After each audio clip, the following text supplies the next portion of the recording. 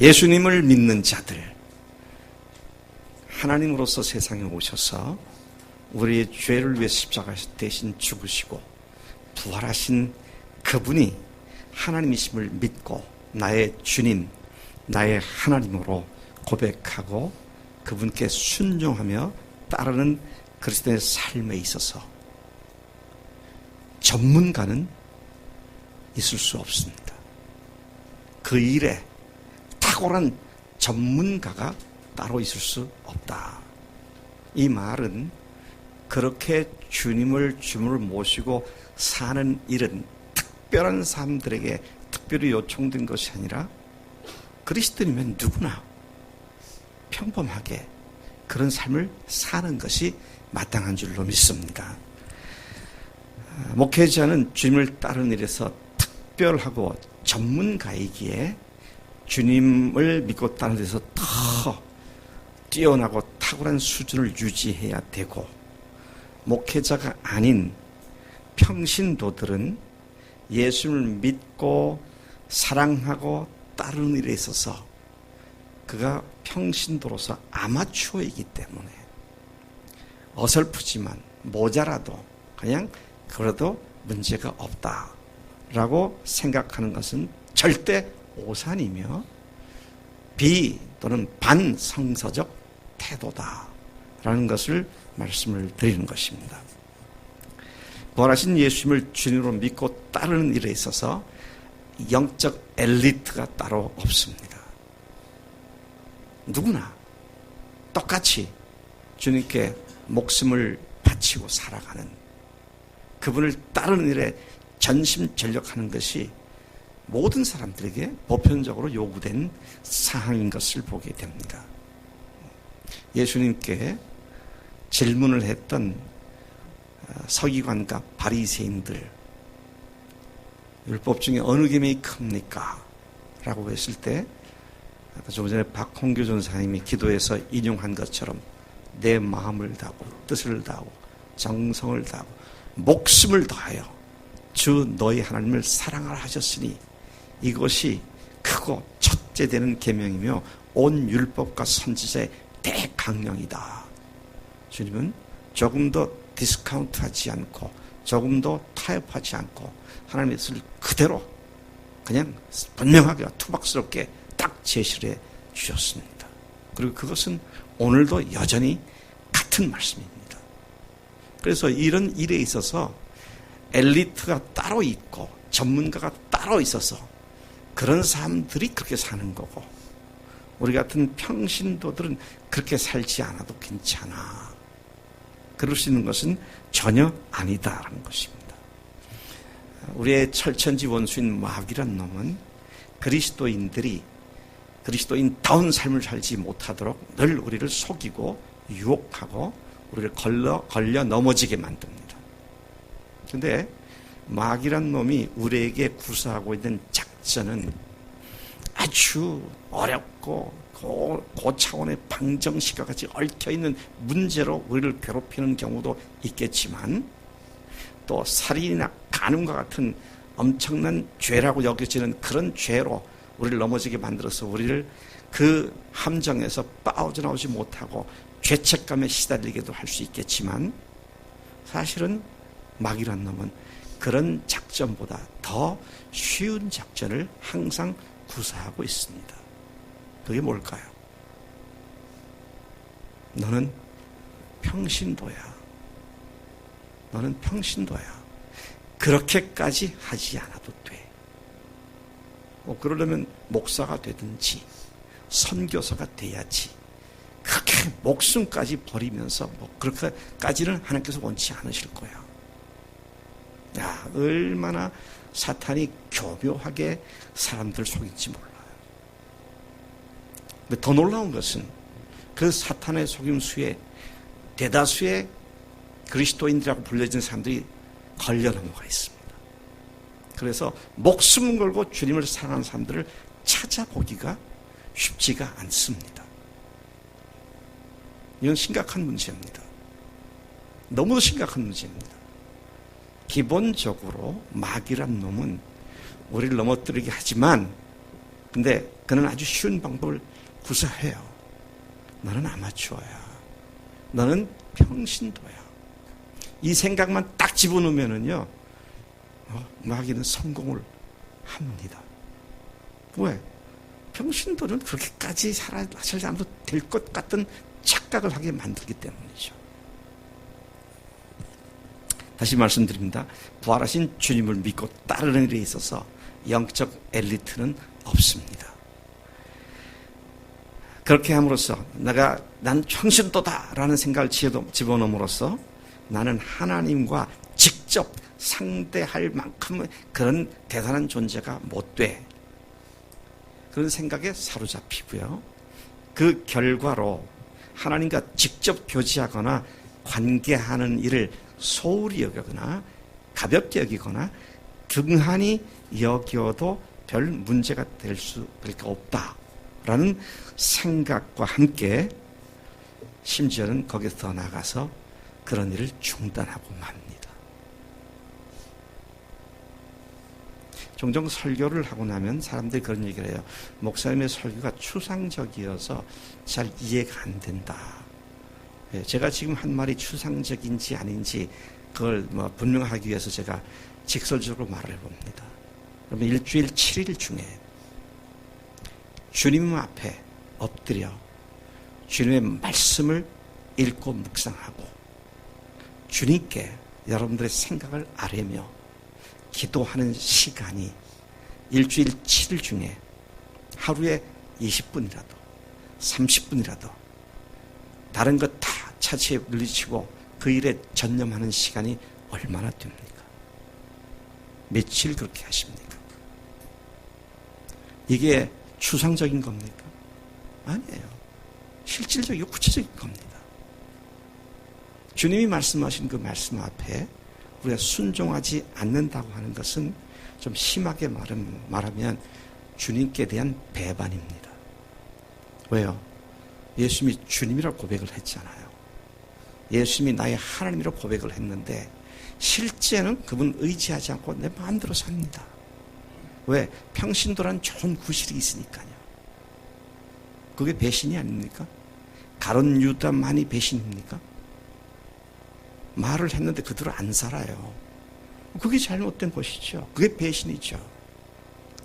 저는 제 아내와 일주일 내내 같이 삽니다.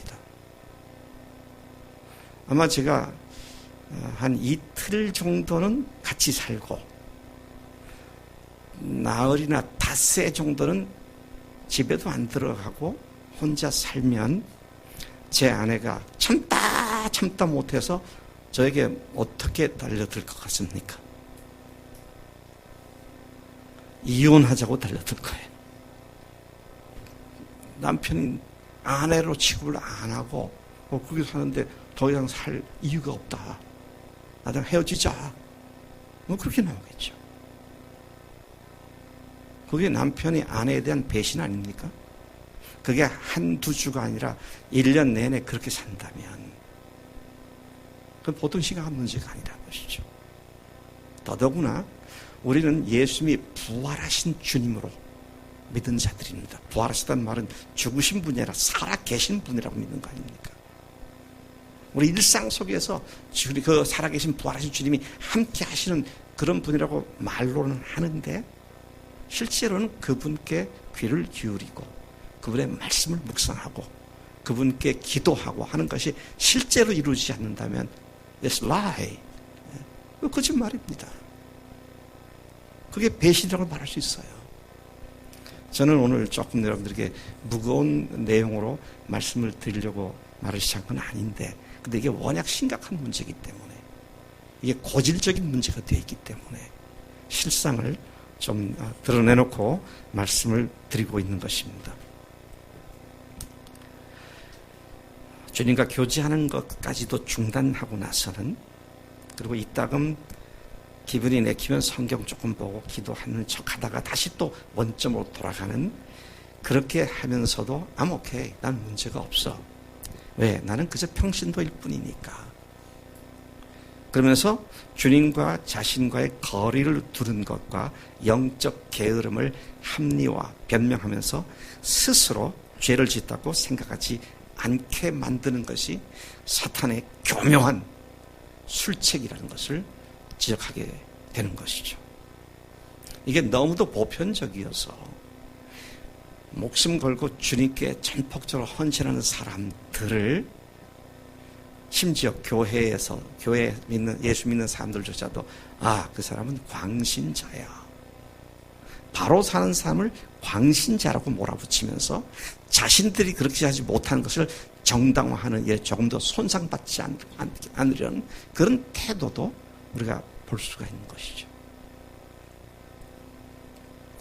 영적으로 살아있고 제가 3주 전부터 계속해서 인용하고 있는 말씀에 제 마음을 계속 사로잡고 있는 말씀이 시 116편 9절입니다. 생명이 있는 땅에서 여호와 앞에서 행하리라.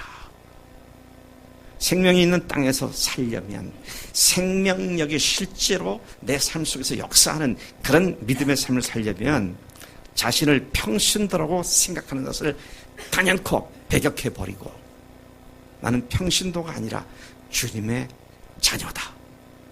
그리스도의 피값으로 사심받고 부활로 확증받은 하나님의 자녀다. 이 사실로 우리가 다시 우리 정체성을 회복해야 한다는 것입니다. 각자의 정체성에 대한 자부심과 자신감을 회복하는 것이 너무도 시급한 문제가 아니냐. 그렇게 반성을 하지 않을 수가 없습니다. 우리의 수많은 삶의 영역들, 병을 고치고 전자제품을 만들고 옷을 만들고 자동차를 정비하고 집을 수리하고 또 집을 짓고 컴퓨터 프로그래밍을 하고 하는 이런 일에 있어서는 반드시 전문가가 필요합니다. 전문가라야 그 일에 탁월함을 유지할 수 있어요. 그런데 주님을 사랑하고 주님을 따르는 일에 있어서는 목회자나 평신도나 똑같다는 것이죠. 그런 점에서 영적 엘리트가 따로 있어서는 절대로 아니 된다는 것입니다. 왜냐하면 이것은 모든 그리스도인들에게 요구된 하나님의 명백한 대강령이기 때문입니다.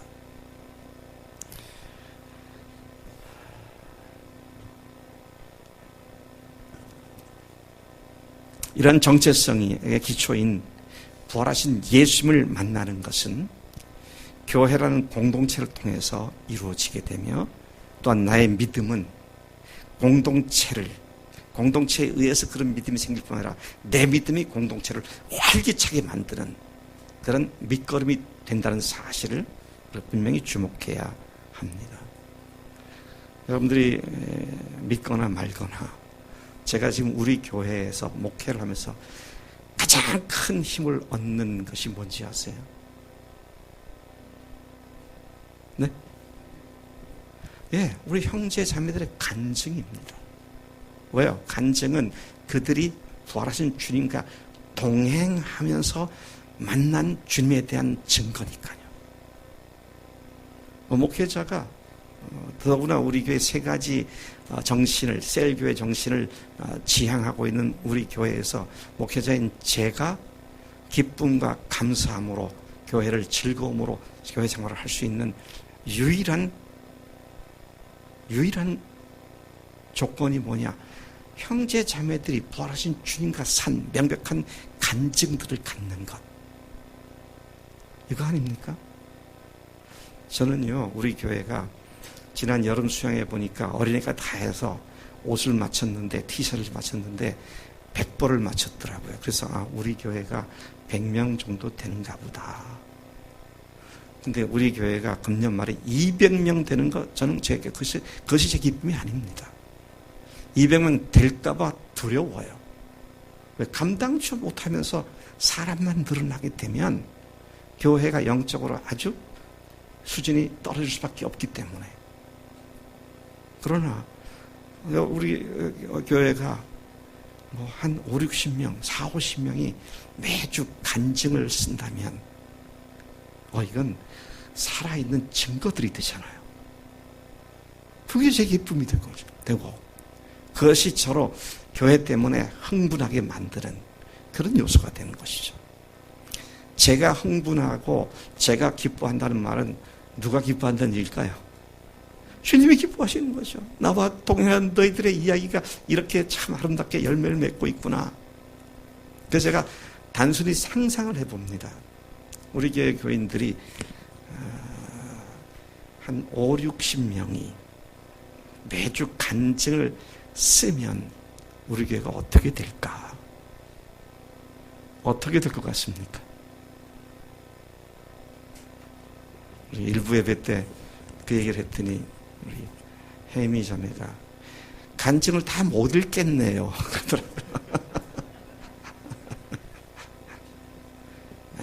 그렇게 되면요 난리가 날 겁니다. 여기에 주님이 살아 역사하시는 것이 서로가 서로에 대한 큰 격려와 도전이 돼가지고 영적으로도 이렇게 처져 있던 사람들 또다시 힘을 얻고 또다시 용기를 가지고 세상 속에서 예수님이 부활하셨다고 증거하며 아름다운 삶의 열매들을 맺게 될 것이 분명하니까요. 그래서 여러분 종종 그런 상상을 하면 이게 소망이구나. 여러분 앞으로 그런 상상 좀 많이 하세요. 우리 교인 중에 누구라도 주님과 부활하신 주님과 동행한 간증들이 항상 넘치는 교회가 되면 어떨까? 그러면 뭐 주님께서 우리 가운데 역사함 때문에 우리 각자가 놀라운 힘을 얻을 뿐만 아니라 그래서 구원받는 사람도 날마다 더해주는 그런 역사가 일어날 줄로 믿습니다. 교회는 그리스도의 몸이라고 그랬습니다. 교회는 주님 자신입니다. 그리스도의 몸이니까 교회는 주님 자신입니다. 따라서 하늘 보좌 우편에 앉아 계신 주님을 볼 수 있게 해주고 만날 수 있게 해주는 것이 교회 공동체입니다. 오늘 부활하신 예수님을 만나는 장소로서의 부활 공동체인 교회가 우리의 삶에서 가지는 의미를 다시 묵상하는 가운데 영적 정체성을 회복하고 다시 헌신하는 복된 시간 되기를 소망합니다. 먼저 우리가 생각하는 부활하신 주님은 언제나 사람들 속에 나타나십니다. 사람들 속이라면 개인 마음 속이 아니고요. 여러 사람들이 있는 곳에 나타나신다. 그런 말입니다. 네? 부활하신 예수님께서 여러 사람들이 있는 곳에서 나타나신다고요? 네, 그렇습니다. 신약 성경, 부활하신 예수님께서 나타나신 장소들을 하나하나 살펴보면 그 어떤 경우도 혼자 있는데 예수님께서 딱 나타나셔서 내가 부활했다. 그렇게 하신 경우가 없습니다. 자, 여러분 제일 먼저 딱 떠오르는 부활의 그 첫날 아침 무덤가에 몇 명이 있는 모습이 그려집니까? 부활의 아침에 무덤가로 간 사람들이 몇 명이었어요? 5명 정도. 막달라 마리아, 또 다른 마리아, 살로메, 그리고 이름이 밝히지 않은 또 다른 두 여인들. 그 부활의 현장을 5사람이 가서 목격을 하게 되죠.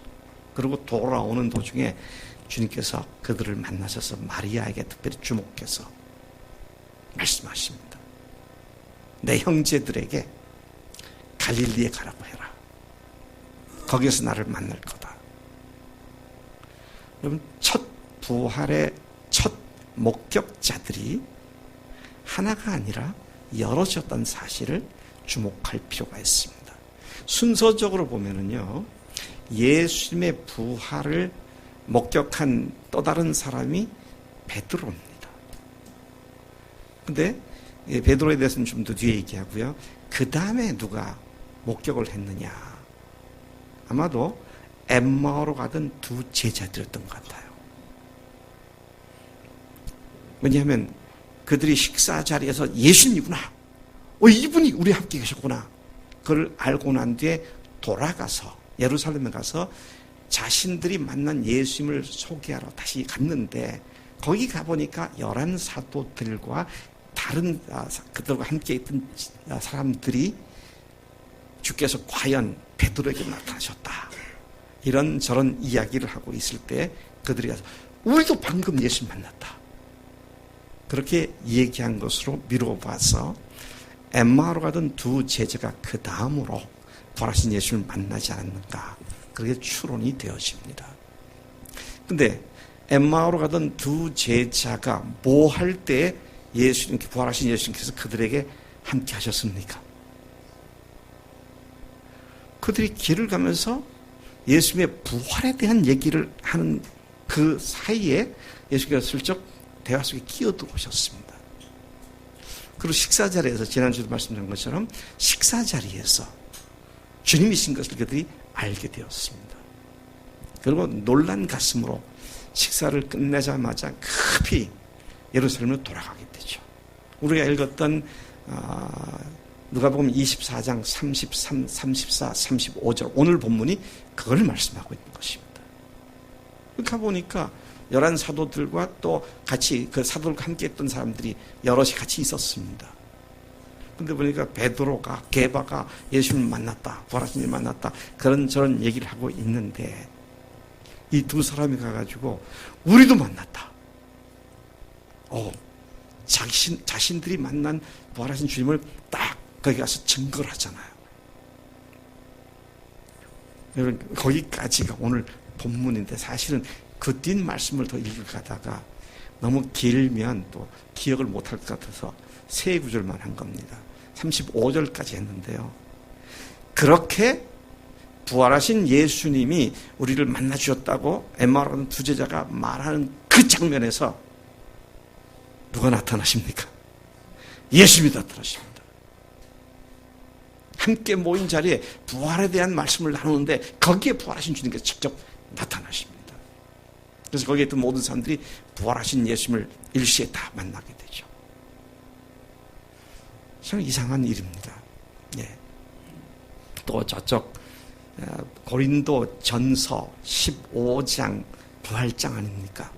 근데 거기에 3절 4절에서 성경대로 죽으시고 성경대로 다시 살아나사 그 다음에 게바에게 보이시고 12사도들에게 와 500여 형제 일시 보이셨고 그들 중에 또 야고보에게도 보이셨고 그리고 맨 나중에 만삭되지 못한 나에게도 나타나셨다. 자, 이러면 여러분들이 그거 보세요. 사도 바울은 혼자 있을 때 예수님을 만나지 않았습니까? 부활하신 예수님을 만나지 않았습니까? 아니요. 잘 생각해 보세요.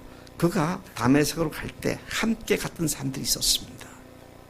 단지 그들이 못 알아듣고 천둥 번개 소리가 났다 정도로 끝났지만 그 다음에 또 보세요. 사울이 다메섹을 왜 가고 있습니까? 교회를 핍박하려고 하고 있습니다. 참이 놀라워요. 핍박하러 가든 믿으러 가든 예수님, 부활하신 예수님을 상대하는 자에게는 주님이 만나주시더라고요. 네? 우리가 예수의 부활? 아니, 뭐였죠? 부활은 역사다. 그 리스트로벨의 그 이야기 가운데서도 보면 부인이 예수 믿어가지고 화가 났잖아요. 그 기자가. 그래서 부인이 예수님께 뺏겼다고. 그래서 그 사실을, 기독교가 허구란 사실을 드러내기 위해서 작업을 시작하니까 자기 그 신문사에 있던 선배 기자가 너 뭐 하냐? 신학교 가려고 그러느냐? 아니다. 내 마누라가 지금 이렇게 돼서 내가 기독교 허구를 증명하려고 했다. 그러면 다른 거 할 거 없어. 한 방에 끝내버려. 부활이 사실이 아닌 것만 딱 증명하면 기독교는 다 무너져. 그래서 그가 2년인가 그 세월 동안 계속 전문가 찾아다닌 거 아닙니까? 뭐 하려고요? 예수가 하나님이 아니다. 이거 증명하려고. 그러다가 그 증거들 앞에서 그냥 무릎을 꿇고 몇백만 부가 팔렸는지 몇천만 부가 팔렸는지 엄청난 양의 베스트셀러가 된 예수 역사 부활은 역사다. 그런 책을 써내게 됐고 그래서 바울이 부활하신 예수님을 믿는 교회들과 대적을 하는 가운데 그런 변화가 왔다고 하는 사실과 그 후에 변화되자마자 그냥 아나니아를 통해서 사흘 만에 안수를 받고 눈에서 비늘이 떨어지고, 그리고 또 12제자들과 예루살렘엔 기라성 같은 12제자들과 또 악수의 교제를 하고, 또 교회가 암디옥에 문제가 생기니까 거기에 또 사람들을 파송해가지고 이 문제를 또 해결하기 위해서 의존하고, 이런 것들을 보면 부활하신 주님과 함께 동행하는 공동체의 절대성을 우리가 다각적으로 볼 수가 있음을 확인할 수가 있는 것입니다. 그래서 부활하신 주님은 사람들 속에서 나타나신다라는 사실에 우리가 주목을 해봐야 합니다. 혼자 골방에 들어가서 토굴에 들어가서 며칠 금식기도 하다가 부활하신 주님을 딱 만나는 것이 아니라 함께 말씀을 나누고 주님을 나누는 가운데 그 속에서 아직 안 믿는 사람들이 예수님이 정말 부활하셨구나, 이 사실에 눈을 뜨고 그분을 만나게 되는, 이게 바로 부활하신 주님이 공동체 속에 나타나신다라는 말을 의미하고 있는 것입니다. 그리고 또 놀라운 것은요, 부활은 사람들을 공동체로 엮어주는 신비한 능력이 있습니다.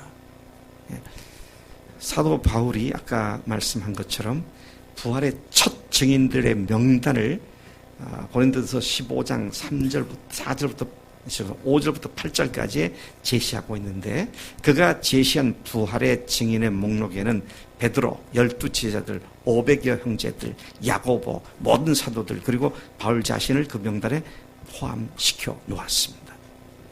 그는 자신을 일컬어서 8절에 맨 나중에 만삭되지 못하여 난 자 같은 내게도 보이셨다, 그렇게 자신을 소개하고 있습니다.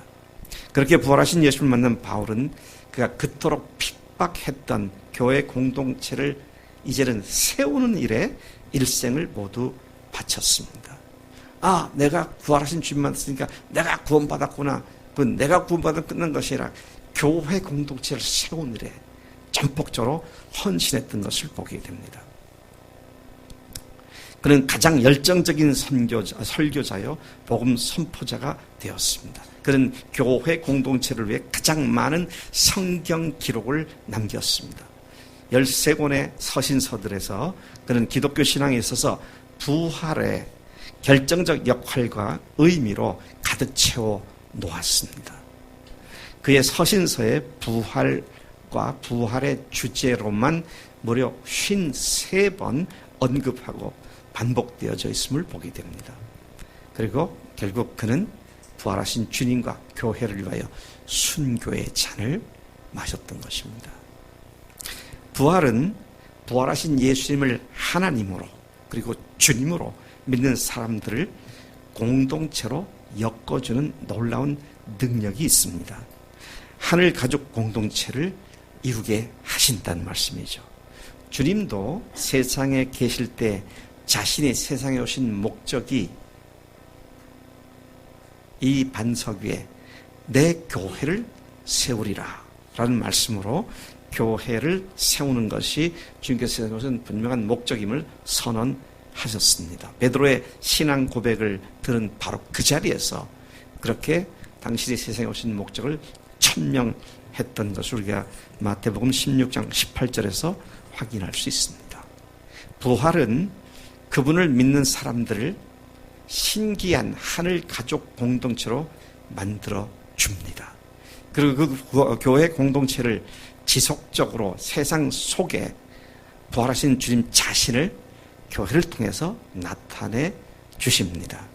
부활하신 주님을 만난 사람들로부터 시작된 예루살렘 교회는 이러한 하늘 가족 공동체로서 하늘 가족의 놀라운 사랑의 모습을 보여주었습니다. 그들이 어떤 놀라운 모습을 보여주었습니까? 능력으로 단단히 나가서 복음을 전파하고 하루에 3,000명의 신도들이 더해지고, 부활하신 예수를 만난 그들은 사도들의 가르침마다 서로 교제하고 떡을 떼며 기도하기에 전혀 힘쓰는 그런 놀라운 일들을 하기 시작했습니다. 그리고 심지어 자기들의 재물을 자기 것이라고 주장하지 않고 필요한 사람들의 필요를 위하여 재산을 팔아서 함께 나누어 쓰는 이런 일까지도 했던 것을 보게 됩니다. 무엇이 그렇게 했다고요? 부활하신 주님께서 그렇게 하신 것입니다. 이거는 그들에게 가르친 일이 아니었어요. 예수님께서 언제 세상에 계실 때 너희들은 재물을 팔아 가난한 자들을 위해서 나눠주고 또 교회 공동체는 재물을 다 자기 것이라고 하지 않고 주님 거라고 그러고 다 드려라. 그렇게 명시적으로 말씀한 적이 없어요. 다만 부자 청년 관원에게 나를 따르려면 재물을 다 팔아서 가난하게 나눠주고 나를 좇으라 그렇게 하셨을 뿐이죠. 우리가 이 문제에 대해서는 2장 사도행전 2장 44, 47절까지 해서 너무도 분명하게 기록된 것을 봅니다. 우리 한번 사도행전 2장 44절에서 47절까지 부활 공동체가 된 예루살렘 교회가 어떠한 모습으로 변화되기 시작했는가 하는 것에 초점을 맞추어 본문을 한번 읽어보겠습니다. 44절부터 47절까지 시작. 믿는 사람이 다 함께 있어 모든 물건을 서로 통용하고 또 재산과 소유를 팔아 각 사람의 필요를 따라 나눠주며 날마다 마음을 같이하여 성전에 모이기를 힘쓰고 집에서 떡을 떼며 기쁨과 순전한 마음으로 음식을 먹고 하나님을 찬미하며 또 온 백성에게 칭송을 받으니 주께서 구원받는 사람을 날마다 더하게 하시니라. 아멘. 이것은 옛날 옛적에 이런 일이 있었었다더라 로 기록한 것이 아니라 오늘 부활하신 주님을 주님으로 모신 공동체가 이런 삶을 사는 것이라고 우리의 유익을 위하여 기록해 주신 줄로 믿습니다. 예수의 부활을 인식하고 그 부활하신 하나님이신 예수님께 응답하는 일은 결코 개인적인 체험으로 되는 것이 아닙니다. 부활은 다른 사람들, 곧 부활 공동체의 사람들과 함께 있을 때 부활의 주님을 만나는 역사가 일어나게 되는 줄로 믿습니다. 네. 다시 말씀드립니다. 영적 엘리트는 없습니다. 그 일에 특별히 잘해야 할 사람이 없습니다. 모두가 그렇게 돼야 됩니다. 이것은 조금도 주님께서 애누리를 하시거나 디스카운트를 해서 말씀하신 것이 아니라 그냥 그대로 진솔하게 말씀하신 그 내용 그대로 목숨 걸고 주님을 사랑하는 일에 전심전력한 것이 그리스도의 마땅한 도리입니다. 그런 면에서 엘리트가 없단 말입니다. 누구나 그렇게 해야 한다는 말씀이죠. 모든 그리스도인들이 동일한 영적 지위를 받았습니다. 네. 저나 여러분들이나 하나님 앞에서 얻은 영적 지위는 똑같습니다. 주님 앞에서 어떻게 살아야 하는지는 저에게도 동일하게 하나님께서 요구하시고 여러분들에게도 동일하게 말씀하시고 여긴 차이가 없습니다. 영적 엘리트는 성직자이고 나머지는 평민으로 비유되는 평신도로서 목회자들보다 훨씬 작은 크기의 영적 책임과 최소한의 주님과의 관계만을 요구받은 그런 사람들이 없다는 말씀입니다. 영적 엘리트가 없다는 말은 모두가 동등한 위치이며 부활 전문가 같은 것은 없다는 말입니다. 오히려 바울은 부활하신 주님을 만남과 동시에 다마스커스에서 아나니아라고 하는 교인의 도움을 받았고 예루살렘 교회 사도들과 교제 악수를 했으며 그들을 의지했고 더 나아가서 자기 자신이 큰 사도라고 우쭐댐이 한 번도 없이 오히려 자기는 부적격자라고 자기는 너무도 부족한 자라고 심지어 7푼이 8푼이 같은 나라고 그렇게 자신을 철저히 겸손하게 공동체 속에 위치해 두었던 것을 보게 되는 것입니다. 예수님의 부활에 참여한 일은 전문적인 영적 엘리트를 만들어낸 것이 아니며 부활에 숙련된 사람 또는 부활 전문가 같은 것은 전혀 존재하지 않습니다. 부활하신 주님께서 갈릴리 어느 산에서 제자들을 만나셨을 때 놀라운 사실은 그들 중에 아직도 의심하는 자들이 있더라 라고 기록되고 있습니다. 부활 공동체의 문은 활짝 열려져 있습니다. 누구라도 그분이 부활하신 하나님 자신이심을 믿을 때 부활 공동체인 교회에 쉽게 바로 즉각적으로 들어갈 수가 있는 것입니다. 어떤 특권 계급도 계층도 엘리트 의식도 없습니다. 그저 나를 위해 죽으신 예수님 그리고 나를 의롭다 하시기 위해서 부활하신 예수님을 주님으로 고백하는 그 순간 하나님의 교회 공동체에 누구나 들어오게 되고 그 은혜에 감사해서 목숨 걸고 주님 사랑하는 교회 공동체의 일원으로서의 삶을 시작할 수 있는 것이죠. 비록 목회자들이 교회를 세우고 교인들을 양육하는 사역을 전담하기는 하지만 그리스도인들의 영적인 삶에 있어서 부활하신 예수님을 따르고 순종하는 데 있어서는 목회자의 그것과 교인들의 그것이 전혀 다르지 않고 구분이 없습니다. 목회자의 교회 사역에서의 사역의 종류가 다를 뿐 주님을 사랑하고 섬기는 데 있어서는 모든 사람들과 동일하며 더 뛰어난 수준을 유지해야 하는 영적 엘리트가 아니라는 말씀입니다. 그가 영적 엘리트이고 교인들은 영적으로 저급한 수준에 남아있어도 좋은 그런 존재들이 아니라는 말씀입니다. 자, 이제 마지막 네 번째 이야기를 하겠습니다. 부활 공동체 사람들과 함께 하는 것이 우리들의 신앙의 삶의 핵심적인 요건이 된다는 것입니다. 오늘 설교의 제목이 부활 공동체 사람들입니다. 교회 공동체, 부활 공동체 사람들입니다. 부활의 공동체 사람들과 함께하는 것이 예수님을 주님으로 모신 사람들의 영적인 근본적인 양식이 되고 힘이 되는 것입니다. 부활하신 주님을 믿고 그분을 주님을 모시고 살아가는 사람들은 절대적으로 다른 사람들을 필요로 합니다. 혼자의 힘으로 살아갈 수 없다는 말인 것입니다. 다른 사람을 필요로 합니다. 다른 사람이란 다른 말로 바꾸면 이웃을 필요로 합니다. 이웃을 필요로 한대요. 이웃을 또 다른 표현을 한다면 친구를 필요로 합니다. 여러분, 예수님께서도 지상사역 마지막 날 밤에 마가의 다락방에서 긴 가르침을 주실 때에 부활로 말미암아 생겨날 새로운 친밀한 관계를 친구라고 부르셨습니다. 요한복음 15장 15절에 이제부터는 너희를 종이라 하지 아니하리니 종은 주인이 하는 것을 알지 못함이라. 너희를 친구로 하였노니 내가 내 아버지께 들은 것을 다 너희에게 알게 하였습니다. 그래서 너희들은 이제 내가 누구며 교회를 세우기 위해서 왔다는 사실과 그분과 함께 하는 것이 무엇인지를 이제 알게 되었기 때문에 친구다. 단순한 종이 아니다. 그렇게 친구란 말로 표현을 해 주셨습니다. 자, 그러면 부활에 의해서 생겨난 새로운 하늘 가족은 부활의 동지요, 동료인 친구들이란 말씀입니다.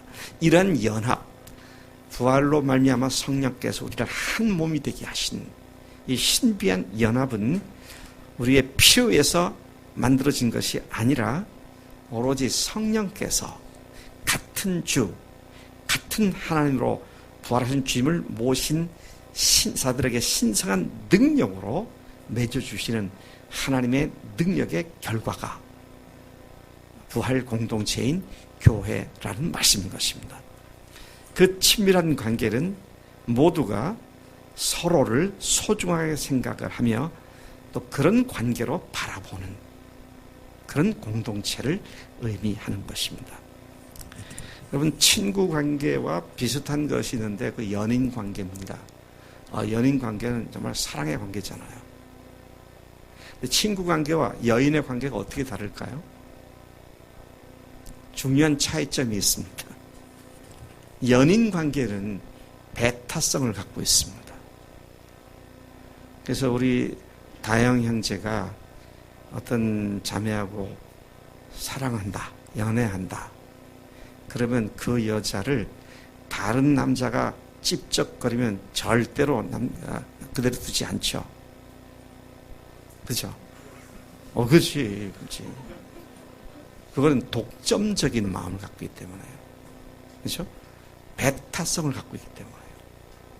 근데 친구는 많을수록 좋습니다. 더 포용적이고요.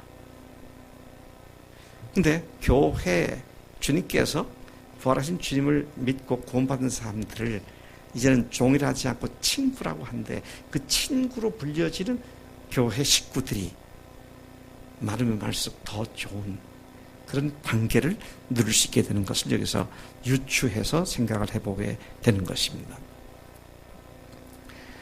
그 친밀한 관계는 모두가 서로 소중하게 생각하는 것을 함께 바라보는 관계로부터 생겨나는 연합입니다. 여러분, 우리 모두가 가장 소중하게 생각하고 바라보는 것이 뭡니까? 복음, 곧 나를 위해 죽으시고 부활하신 예수님의 그 복음, 이것을 내가 소중하게 바라보는데 그거를 안정규 목사님도 똑같이 그게 소중하게 바라보고 같은 가장 소중히 여기는 것을 같이 소중히 여기는 이런 공통점이 우리를 하나로 묶어주는 놀라운 요소가 됨을 우리가 여기서 볼 수 있는 것입니다.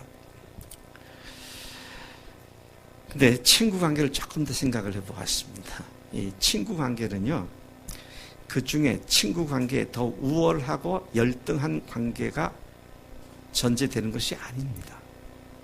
친구들 중에요, 너는 나보다 한참 하수야. 그러니까 넌 나한테 항상 배워. 무슨 얘기하면 잔소리 하지 마. 내가 한 대로 해. 그러면 친구 관계 됩니까? 안 돼요. 근데 친구 관계는 그런 관계가 아니라 동등한 관계입니다. 근데 서로를 좋아하고 사랑하는 관계입니다.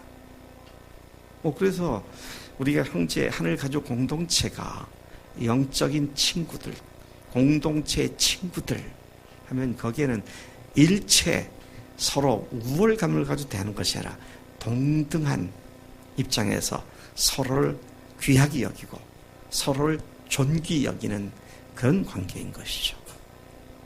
네. 어떻습니까? 그런 의미에서요, 같은 우리가 가장 귀하게 여기는 공통 분모가 부활하신 예수님이니까 우리 옆에 앉아 계신 분들 한번 눈도 맞추시고요, 가슴도 쳐다보면서 저 사람이 부활하신 예수님을 가장 귀하게 여기는구나 한번 쳐다보시고요, 그 손 한번 잡아주세요. 예, 나하고 같구나, 나하고 같은 믿음이구나. 예, 예, 그렇게 보면요, 남편과 아내가 어떻게 싸워요? 안 싸웁니다. 예, 싸울 수도 있죠. 그러나 바로 또 화해가 되죠. 예, 하늘 가족인데, 예, 미쳤습니까? 그렇게 귀한 존재들인데 말이죠. 참 놀라운 축복의 관계가 아닐 수 없습니다. 나를 낮추고 다른 사람의 탁월한 점을 보고 자신이 그런 친구와 함께 내가 친구가 돼 있다는 그 기쁨과 그 자랑스러움이 우리를 새롭게 힘을 주는 것이지, 일반적인 인간관계에서 다른 사람들도 나보다 좀 나은 것이 있으면 어떻게 반응을 하죠? 네? 예, 우쭐거리니까 기분이 어때요, 내가? 좋을 리가 없죠. 그래서 뭐라 합니까? 남의 불행은 나의 행복. 다른 사람의 행복은 나의 불행. 이러면서 시기, 질투, 이게 보통 일반적인 관계입니다. 근데 교회에서 주님이 부활하신 하나님이라는 사실을 똑같이 고백한 사람들은 형제의 즐거움이 내 즐거움이 되고 형제의 아픔이 내 아픔이 되고 그의 기도가 내 기도가 되고 그렇게 하늘 가족의 사랑의 관계가 그런 것이 된다는 것이죠. 여러분, 그래서 우리가 자주 만나야 돼요. 다른 거 없습니다. 자주 만나야 뭐 사랑을 하든지 말든지 그렇죠. 안 만나면서 머리로만 사랑한다. 뭐 지금 어떤 상황인지도 모르면서 그건 그냥 허구적인 생각일 뿐인 것이죠. 우린 자주 모여야 합니다. 자주 모여 함께 간증을 나누고요. 자주 모여 또 뭐 해야 합니까? 같이 밥 먹어야 돼요. 같이 밥 먹어야 돼요. 지난주에 부활의 식사 얘기했잖아요. 같이 밥 먹고 교제하고 모든 것을 함께 하는, 그리고 자주 모여서 같이 기도하고 예배하고 이것이 공동체 속에서 우리가 다시 살아나는 그런 하나님의 축복의 통로인 줄로 믿습니다. 예수님은 우리 죄를 위해 십자가에서 못 박혀 죽으셨습니다. 이 얼마나 놀라운 사랑입니까? 그리고 사흘 만에 다시 살아나심으로써 그분이 하나님으로서 우리의 죽으신 사실이었으며 따라서 우리 모든 죄가 다 완전히 영원히 해결되었음을 증명해 주셨습니다. 이 엄청난 확실한 사랑을 부여받은 우리가 부활하신 주님을 만나는 그 일이 교회 공동체 사람들과 함께 할 때 이루어지는 줄로 믿습니다. 부활하신 예수님을 믿고 믿음과 사랑이 자라나는 영적 성장 역시 부활 공동체 친구들과 함께 할 때 제대로 가동이 되고 이루어지는 줄로 믿습니다. 그런데 꼭 기억해야 할 것은 우리가 그렇게 살아야 한다는 면에서 영적 엘리트는 따로 없으며 또 주님 앞에 헌신하는 책임과 의무에 있어서도 영적 엘리트는 없다. 누구나 똑같이 이 일에 매진해야 된다. 제가 영적 엘리트가 맞습니까?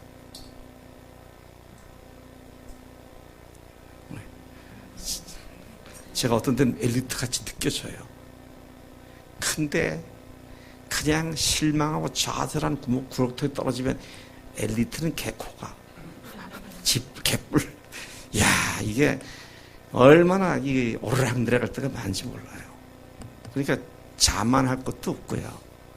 교만할 것도 없고. 바울이 말한 것처럼 7분이 8분이 같은 나구나. 이런 고백을 하지 않을 수가 없는 거죠.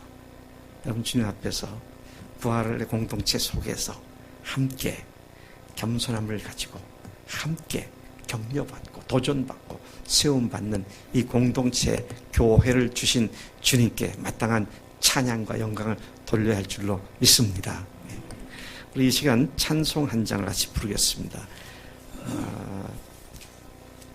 우리는 예수님의 보배 피로써 예수님의 보배 피로써 성령 안에 하나 된 하늘의 가족. 한번 같이 부르시겠습니다.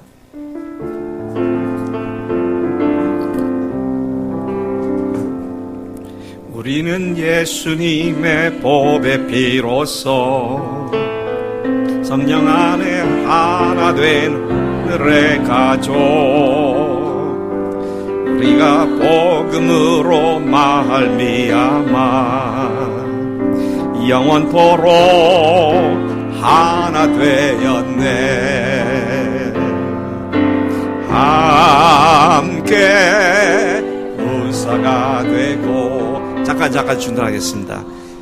잠깐 중단하겠습니다. 함께 후사가 되고 다시 부를 텐데요. 우리가 함께 후사가 됐다 하면서 앞만 보고 그렇게 불러요. 함께 후사가 됐으면 어떻게 부르는 게 더 좋을까요? 옆에 사람들과 좀 손 잡으시고 또 몸도 흔들어 가면서 이렇게 부르면 얼마나 좋습니까? 함께 후사가 되고 함께 후사가 되고 함께 이제가 되고 함께 약속에 참여한 우리들은 하늘의 가족. 잠깐. 이쪽은 참 잘하세요. 이쪽은 딱 이렇게 하시다가 이쪽은 그냥 이러고 있어. 다시 처음부터 돌아갑니다. 우리는 예수님의 법이라서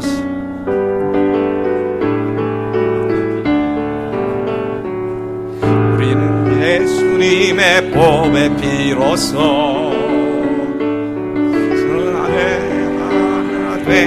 하늘의 가족. 우리가 복음으로 말미암아 도로 하나 되었네. 함께 울사가 되고 함께 지체가 되고 함께 약속에 참여한 우리들은 하늘에 함께 우사가 되고 함께 울사가 되고 함께 지체가 되고 함께 약속에 참여한 우리들은 하늘에 가족. 우리들은 하늘. 한 번 더. 우리들은 하늘의 가족. 한번 옆에 사람 꼭 안아줘 보세요.